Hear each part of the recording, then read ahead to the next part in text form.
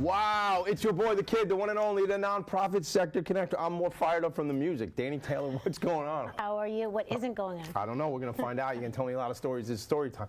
Welcome to Story Time with Tommy D. I'm Tommy D. So, gang, let me come back to you all, gang, really quick. This is Changemakers, Long Island Changemakers, and I bring to you people on the front lines doing incredible work, making changes, making the world a better place, delivering impact. And I like to hang out with really cool, special people. Dannie Taylor, what's up? Talk about cool, special people. What's up? Thank you for having me. I am honored, to say the least. It's an understatement. Oh, I appreciate that. I appreciate it. You know what? You mentioned before we got started, our friend Valerie. If it wasn't for Valerie, I don't know people. I mean, I do know people, but I don't know some people. Certain people I would not know if it wasn't for our friend Valerie Heffron, who I used to know as Valerie Lamp/Lampy, because I never know which. I never knew which was like the right. But you and Val go back like way long. We grew up together. High school, right? Or Mineola. Younger. Mineola. Shout out to Mineola. I also went to high school in Mineola, but I did not go to Mineola High School. Yes, you did. I went to a little school. Well, it was a little school when I went there. A little itty-bitty school? It's very large now, Yes. Chaminade. It's like taking up, like, I think they changed the name of Mineola to Chaminade Town. It's crazy because my sons go to Chaminade too, as you know. I do know. And when I drop them off sometimes, to the left is Jackson Avenue, where I went to elementary school.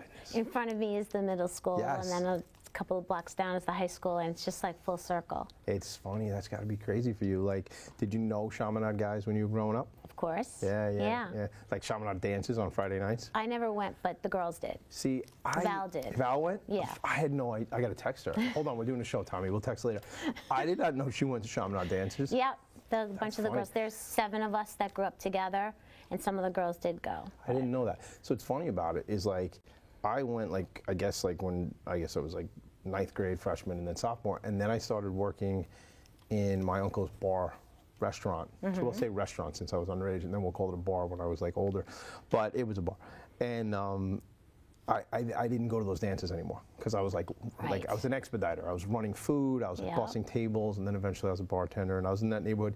In fact, your friend and my wife, and I met in my uncle's place in Floral Park. You did? Yes, we did. It's called Halligan's. And my Uncle Joe, who was a city fireman, retired now, would tell me that he always liked my wife more than he liked me. But it was funny because I would say, I always liked her more than I liked you too, Uncle Joe, so don't feel so bad about it. But she did get the bartending gig before I did, but that's another story. That's just probably made more money than you did too. Anyway, we'll keep it moving. Let's just go. But it's probably not lost on anybody. I love that. I love bartending. I love it because it's, you know, people want to be your friend, people want to hang out with you. And as disinterested in people as it seems that I am, might surprise you that I like that people like me. I like to be liked. So it's important to connect. So I did enjoy that. But Chaminade, Mineola, that whole thing. I actually lived in Floral Park also. You did? Yep. My first apartment was in Floral Park. No kidding. On Jefferson. All right. Yeah. So I grew up in Franklin Square. My wife grew up in Floral Park. And it was just Tulip Avenue that separated us. And it's funny because, like, we grew up like a mile and a half from each other. And then we got married and have all these kids. 4, not all, but I mean, it's a lot. Beautiful family. Well, we're very fortunate. We're blessed, yes. Hello, everybody. I want to know about you, though, Dannie. You know, when Val was like, she connected us like while we were doing, Valerie and I, and we're still doing it, but the Professionals and Animal Lovers show. Yep. Which is a whole awesome project that we're doing around animal advocacy. I know you've definitely plugged into what we're doing and it's super helpful and aware of it. I want to know about you, what you're involved with, because I know some things, but Team YOLO, you know, the YOLO Strong Foundation. I was at your gala, you know, you had on like the sequin dress. I mean, like, remember that? And I brought my friend Katie McGowan from Horseability. Beautiful Katie. She's incredible. Horseability is incredible. I mean, when you get to be the nonprofit sector connector, well, I guess when I get to be that, because I am that, you know, I'm so wired to hang out with people who are changing the world. And that's why, like I said, I'm just going to go do a show. Met my friend over here, Erica Bradley here at North Shore TV. I was like, I'm just going to do a show, man. Let's do a show. And now we have like another show that we're going to do after this, like about mental health. And I just think that's why. It's a great topic, by the way. Oh my God. We have quite a few cases that come in through YOLO with mental health. And I think it's something that's overlooked a lot. 100%. Yeah. 100%. I try to tell people, like, not because they need to know my business, but I just say, I see my therapist twice a week, and I got the ADHD. And I tell that because we need to socialize these things. We need to socialize that life can be challenging, and sometimes you got to talk to somebody. You know, I met with a guy yesterday. We're doing some business together, and he was mentioning that he was going to see his therapist, and it wasn't a thing where like.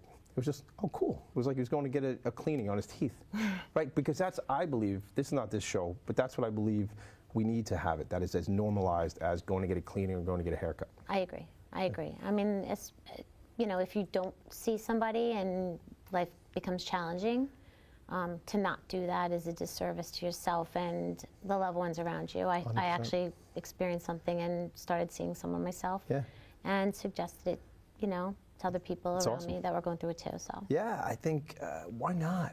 You know, why not talk to somebody? You know, and even if my guy just like he's got to like listen for like 27 minutes of me just going, and then I go, what about you? You got anything to add to this? And he'll give me something. And I go, that's all I needed. That's what I needed, because I needed to just.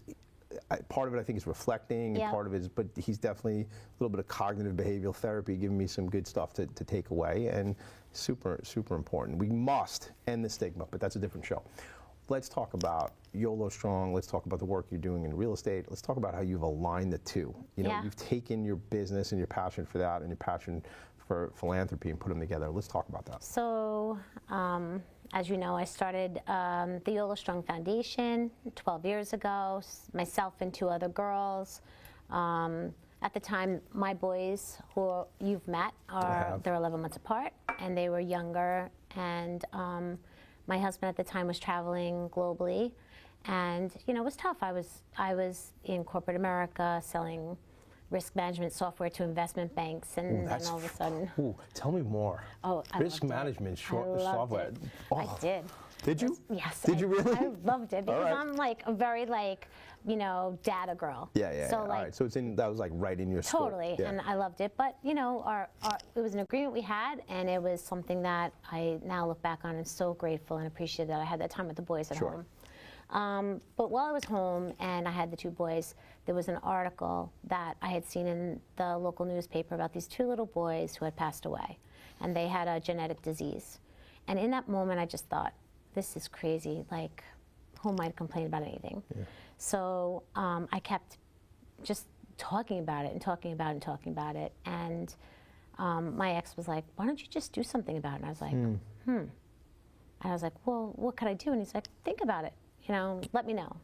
And so I had found this obstacle course race that was going on and started simultaneously researching non-for-profits in the area, and was just thinking, like, where do I want to start? Who do I want to help? Why the obstacle course race? Let's just go back. Because I thought it was challenging, and I thought if people thought I had some skin in the game, they'd actually donate. All right, so like a Tough Mudder, like one of those? It was called a Civilian Military Combine. I loved it because it also benefited the veterans. Oh, I love that, Yeah. So that was the first race that we had done, and I needed 3 people to have a team. Okay. So was it like a relay? Or? Nope, it was an obstacle course race. So everybody competed together, yeah. And I enlisted 2 other moms from the area. One is friends with Val and I, and the other one was another mom in the area. And I said, I need 3 people. Will you do this? And they said yes. And I think within like, I don't know, 2 weeks, we had created, and it wasn't like a big thing, you know, those links at the time where you know, the donation links. Sure. Created one and literally stood in the parking lot at my son's elementary school and said, we're doing this race, here's the link, want to donate? You know, there were no QR codes or anything. Right, it wasn't like normal, like people are like, go to my page, this is my bit, right? Yeah. And so we did the race, and we ended up raising a little over $3,000. And then I contacted the school like the day before and said, I'm going to be doing this race, and I'm donating the portions of the proceeds, all the proceeds, to you guys. And it was called the Morgan Center. It is called the Morgan Center. It's the only free preschool in the U.S. for children who undergo chemotherapy treatments, so they can go to preschool for free, be around other kids who have cancer and are getting chemo. And so we did the race, and we raised money, and then the funds went straight to them. And then a couple of days later, I received a phone call from a mom in town who asked if she could join my team, and I just thought, I guess maybe this is going to be like a thing. And that wasn't the plan. That was not the plan. No, it was like, I want to do something, I read an article, I want to help. I just want to give back. Yeah. I feel really lucky. Yeah. And I'm blessed that my kids are healthy. Yeah. And so then we just started building the team. I think the following year we had 8 girls and then 17, and it just grew tremendously really quickly. We have over 250 women now. I've lost count of the exact number of women, but.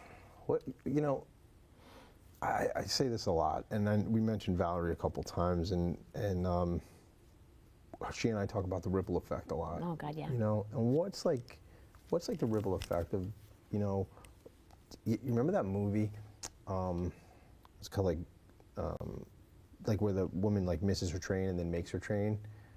Oh, are you talking about Sliding Doors? Sliding Doors. Yeah. That movie is amazing. It's a great movie. Right? Yeah. One thing can change the trajectory of your life. 100%. 100%. Like, miss the train, she makes a train. If you haven't checked that movie out, gang, check it out. It's called Sliding Doors. I can't tell you the whole story. It would take me 90 minutes. That's why it's a movie. So, I can probably act out the movie for you. So, in that, though, it's a decision, it's an opportunity, it's a choice. You read the article. Some people would take the article and go, oh, it was an interesting article. You know, I send good love and gratitude and vibes to those people for what they're going through. Yeah. And then somebody else says, well, I want to do something. And you did. And now 250 some odd people are, and a gala, and you've given money, donated money to Horseability and other organizations and other nonprofits. And that's a decision. Yeah. It is. What do you, when you look back at that and look at that decision and just think, wow, like, what do you think?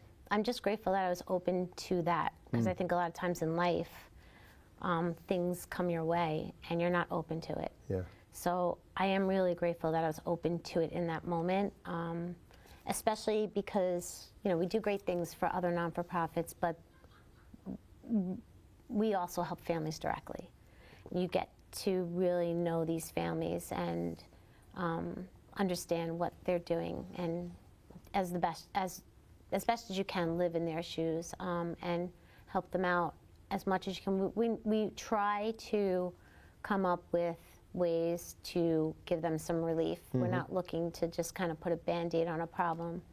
You know, we've done a lot of amazing things. We've raised a ton of money, and all by just racing, using our body to, you know, raise the funds, all different types of races, of course. I was going to hold this part of the conversation till later in the show, but I feel inclined to do this right here, okay?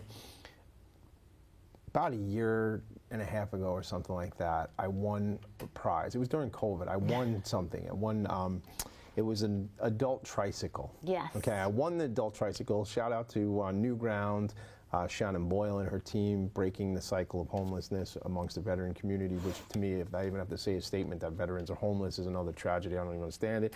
But that's what Shannon and her organization are doing. And I won this adult tricycle. And I finally got it, right? Like it was like in Shannon's office, and her director of development like was not pregnant, and then she was pregnant, and she had the baby, and I still hadn't picked up the thing. It was like that sort of like, Tommy D, can you come pick this thing up? It's like in Shannon's office now, it's in my office, could you? And it's pink. I don't even know if you knew that. No, I did not know. It's a pink adult tricycle, and I challenged you to like a race. Yes, you did. And I think I might have done it like either like live on another show we did, or with Valerie. Zoom. It was on a Zoom. Yes. And we haven't had that race yet. No, we have not. No, and you have an adult tricycle too. I'm going to get one. You're gonna. Oh, so you don't have one yet. You have yours. Oh, so maybe that's what's held back and it's taken so long. That's not what's taken so long. It hasn't been that. But yes, I am looking forward to this race. I've already planted seeds along the way to people, letting them know that this is going to happen, and we just need to set a date. All right, we need to set a date and a couple things. So, first of all, Valerie said, and we've never cursed on this show, but Valerie said you're going to kick my ass in the race. So that's just what she said. I don't know if that's going to. So she said, Tommy, you're messing with fire. That's what she said. So we'll have to figure that out. Unfortunately, I'm about vision, but I feel like the gravel under my tires or something. But it's a tricycle, so I might not fall. I'm worried about falling. Okay. And I just. So then you pick yourself up. I'm worried about falling. Continue going. Yes, 100%. Yeah, just keep it moving, man. I dig that. So we have to have the race, and we'll have to figure out. I'm not going to keep the tricycle. Okay. I'm going to donate the tricycle. Perfect. So it'll go to like an organization that could use it. Or a family. Or a family that could use it, yes. How much do you think one of those cost? I don't know, a couple $100. Yeah, probably. I always wanted one. Me too. It's the weirdest thing. We actually. I used to Google. Sorry, go. No, I donated one. That's how it all began. That's how you did and it have I a basket? spoke about it. Is that how it started? Yes. And then maybe that's why I bid on it, and it was a It had a COVID license gala. plate in its back. Had a license plate? Had a little basket? I don't remember if, so there's a young man named Steven, and he has autism, and he would go around the block to, I think Steven's like probably now 23, 24, but at the time he was like 21 or so. Yeah. And he would go around the block to his best friend's house, and his best friend had an adult-sized tricycle. Yeah. And he always wanted it. And mom's single, and Just didn't funds were have the tough. money for it. Yeah, sure. And we caught wind of it, so we bought the tricycle, put it together, and delivered it to Steven. Oh my God. I didn't know and that. That's how, so I did know it. I'm just coming back to me now. That's how this all started. Yes. So Steven would he could not believe it. I mean, to see the expression on his face, we have video of it, but when he was riding the tricycle down the block, he was holding my hand. So I'm running down the block while he's riding the tricycle. And he's not slowing down for you. You got to move. No. But as I've been told, you're a heck of an athlete, so I'm still concerned about this. I'm not sure about that, but you could test it out. Oh, wow, look at that, very coy. Oh, that's cute, I like that. Okay, good. She's playing me, everybody. I'm nervous. Okay. We're gonna have a race, we're gonna raise some money, we're gonna do a big thing, and then we're gonna donate. I'll donate my pink tricycle. Although I think it'd be even funnier if I kept it, embarrassed my children, and rode it around the neighborhood. Maybe I'll donate a different one. So it's in the garage. It's not put together yet. Yep. Mrs. DeMisa Give it to me, I'll much put it better. together for you. Oh my God, you're like. Just so that we can get this race Yeah, going. you're serious. Yeah. All right, well, spring will be here soon. Okay. All right, so it's the beginning of the year. So I think we should probably look at May. All right. And just like come up with a date. And Cinco de Mayo, let's do it. Oh, that'll be good. Do you drink Coronas? Because I don't drink, so we'll get you like, you have a bunch of Coronas, and then maybe I'll be better I love a Corona every now and then. After the race. After the race, to celebrate. All right. We could build a whole bunch of momentum about this and make a big story about it. I think it would be wonderful. Yeah. I do. All right, good. We're going to make it happen. I promise. Now it's out there again. We'll make this race happen. What, when we met, you told me, I'm building this real estate team.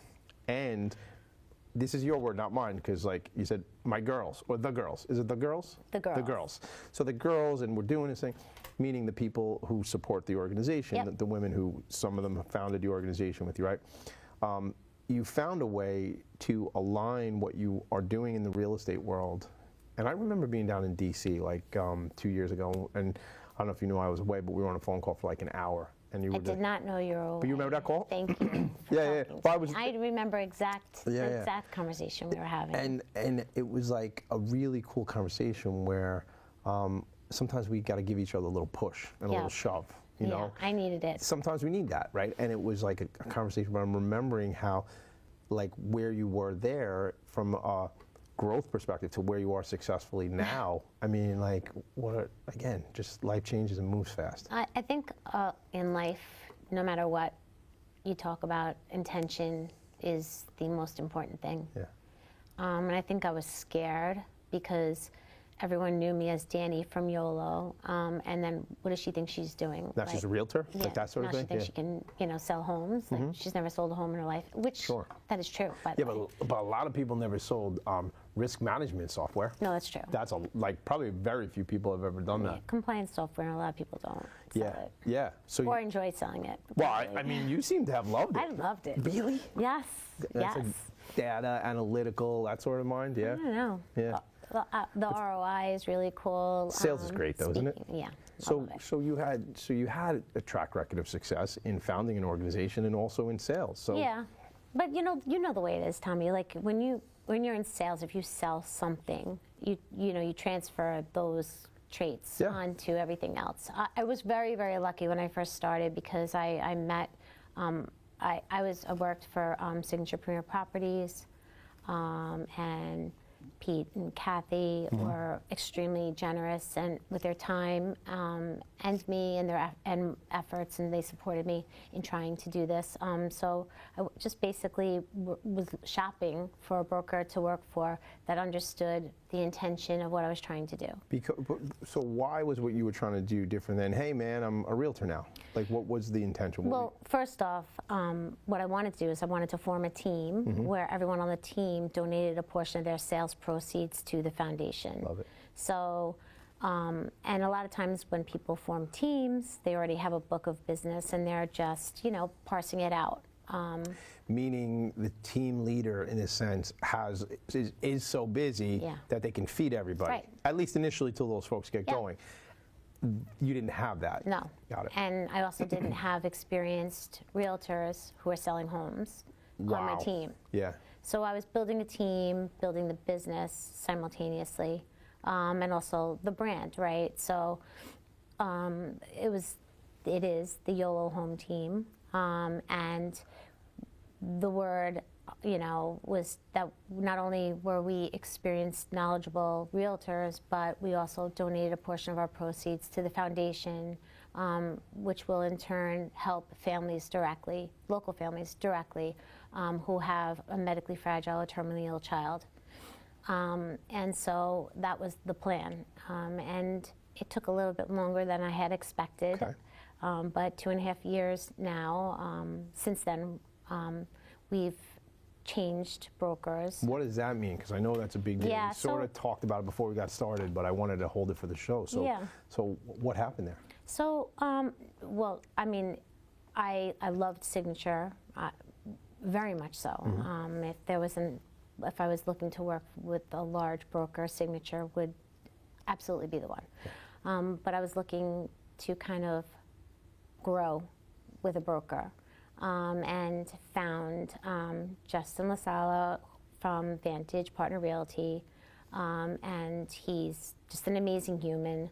Had numerous conversations with him about what it is I was trying to do.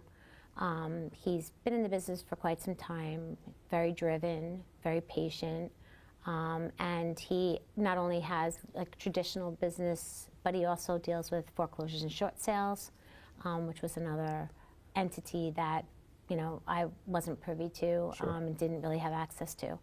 So I decided that this would be a great opportunity for us to transfer and be able to really work with the broker directly and to grow, which was really, really appeasing to me. So you talked before we started again, like there's going to be a new office opening and Yeah, so we just signed a lease on the office 2 weeks ago. It's going to be in Oyster Bay, where YOLO is and started. Shout out to the North Shore. Shout out to the North Shore. I always listen. I grew up in Franklin Square, as we talk about, right? I'm a Mineola girl, that's right. So like, but I always just say, I give my North Shore friends a hard time, and I say, listen, appreciate you being there. Because if there was no South Shore, then there could be no North Shore. So thanks for being there. That's right. People love when you say that. It's very good. Well, look, I really, the North Shore is near and dear to my heart because the families, businesses have all supported. They've been very supportive of YOLO. We would not be there with, the girls alone, right? Yeah. So we do have a contingency of people in Mineola and, that area, New Hyde Park, Floral Park. Majority of the people are from Oyster Bay, Locust Valley, that area. So, look, at the end of the day, people want to support, and if they believe in the cause and they believe that the intention is genuine, then they show up for sure. Yeah, I think there's got to be, and for somebody who is the nonprofit sector connector, self-proclaimed or otherwise. It started out self-proclaimed, but there is only one. That's why it's the. It's not as any old nonprofit sector connector. It's the. Whether you say the or the, it's still the nonprofit sector.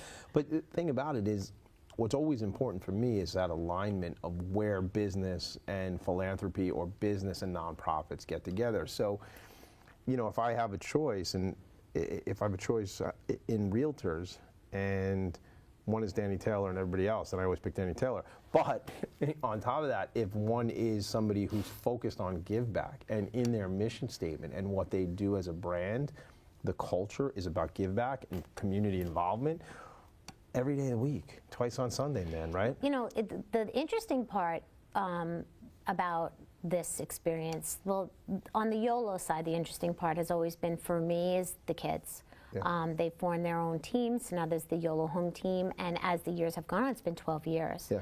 And as the years have progressed, these kids who are now 3 and 4 years old, are now what is that? Yeah, 15, 16-year-old kids. Yeah. Yeah, and you know, our last race we did a 4x4 by 24. What does that mean? 4 miles every 4 hours for 24 hours, and so 24 hours. So you don't sleep. You don't sleep. 4 miles. Well, you try to sleep in between if you want, but No, but like there's time. useless. What time is sleep? Like what is there? Half You hour. have set hours, so it's every 6th hour or 10th hour. So just let's play this out, because I don't understand it. And if there's 4 people. No. Okay. 4 miles. How many people run this? You do the whole thing? Like one Yeah, person does? I did the whole thing. 4 miles. Every 4 hours for 24 hours. It's 24 miles in 24 Simple hours. question. Why? To raise the funds. Okay, cool. Right? Got it. All right.